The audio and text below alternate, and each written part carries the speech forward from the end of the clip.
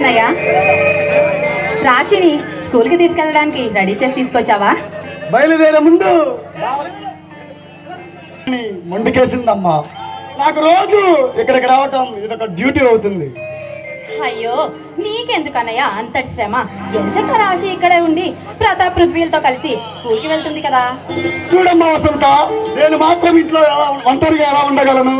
మీ వదిలేలను ఒంటరి వాడిని చేసి తిరగరాని తీరాలకు వెళ్ళిందమ్మా. ఇక మీద మీ వదిన జ్ఞాపకాలు మొత్తం ఈ బంగారు రాశియే కదమ్మా. చూడన్నయ్య, గతించిన జ్ఞాపకాలు గుర్తు చేసుకుని ఇలా బాధపడి లాభం ఏం లేదన్నయ్య. చనిపోయిన వదిన ఎలానో తిరిగి రాదు. అలా అని జీవితాంతం ఇలా బాధపడుతూ ఉంటావా అన్నయ్య? నా బాధల్లా ఈ చిట్టి తల్లి గురించేనమ్మా. దీనికేమన్నయ్య, చక్కగా మా ఇంటి గోడల్ని చేసుకుంటాను. ఇది మా ఇంటి మహాలక్ష్మి అన్నయ్య. అన్నట్లు మాటల్లో పడి బావగారు మర్చాను. ఇంకా నిద్ర లేవలేదా ఏమిటి? ఎందుకు లేవలేదన్నయ్య? ఆయన గారు ఎప్పుడో నిద్ర లేచారు, స్నానానికి వెళ్ళారు. వస్తారు అనుకుంటున్నా, మరి ఇంకా రాలేదు. ఏమండి? ఏమిటి సూర్యం, ఎంతసేపు అవుతుంది వచ్చి? ఇంతకు ముందే వచ్చాను బావగారు. సూర్యం, ఆ కాళిదాస్ భగవాన్ దాసులను అరెస్ట్ చేశావా? లేదు బావగారు, నిన్న కోర్టులో మీరు ఇచ్చిన వారెంట్ వెంటనే తీసుకుని వాళ్ళ ఇంటికి వెళ్ళాను. వాళ్ళందరూ గ్రౌండ్కి వెళ్ళారని తెలిసింది.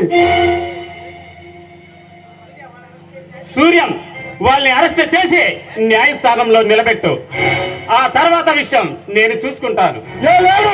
లోకాల్లో ఎక్కడ దాక్కున్నా అరెస్ట్ చేసి న్యాయస్థానం ముందు నిలబెడతా.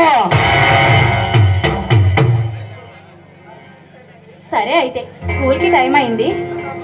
ప్రతాప్, నానా, ఈ బాక్స్ నీకు. పృథ్వీ, ఈ బాక్స్ నీకు. అమ్మా రాశి, ఈ బాక్స్ నీకు తల్లి. ఇక జాగ్రత్తగా వెళ్ళిరండి. మామగారు, వెళ్ళి వస్తా. అలాగే.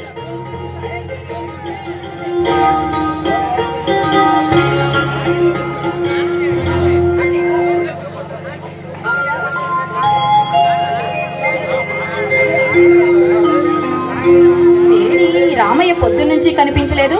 రామయ్య, రామయ్య, రామయ్య!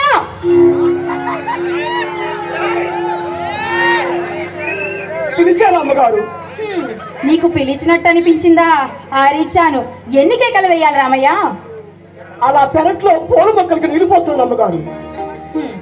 సరే కాని కామాక్షిని మార్కెట్కి వెళ్ళి కూరగాయలు తీసుకురమ్మని చెప్పు. కామాక్షి ఈ రోజు పనులకు రాలేదు అమ్మగారు. అవునా? ఎందుకు రామయ్య? వాళ్ళ నాన్నగారికి ఒంట్లో బాగోలేదంట అమ్మగారు. అయ్యో, మరి వనచాక్షి ఏం చేస్తుంది? బట్టలు తుతుంది అమ్మగారు. సర్లే గాని నువ్వు మార్కెట్కి వెళ్ళి కూరగాయలు తీసుకొనిరా. అలాగే అమ్మగారు.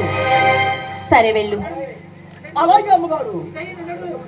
రామయ్య, ఎందుకు పొద్దున్నుంచి కంటికే కనిపించలేదు? టిఫిన్ చేసావా? చేయలేదు అమ్మగారు.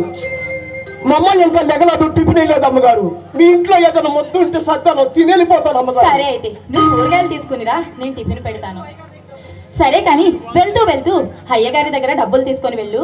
అలాగే అమ్మగారు, వస్తాను అమ్మగారు. సరే.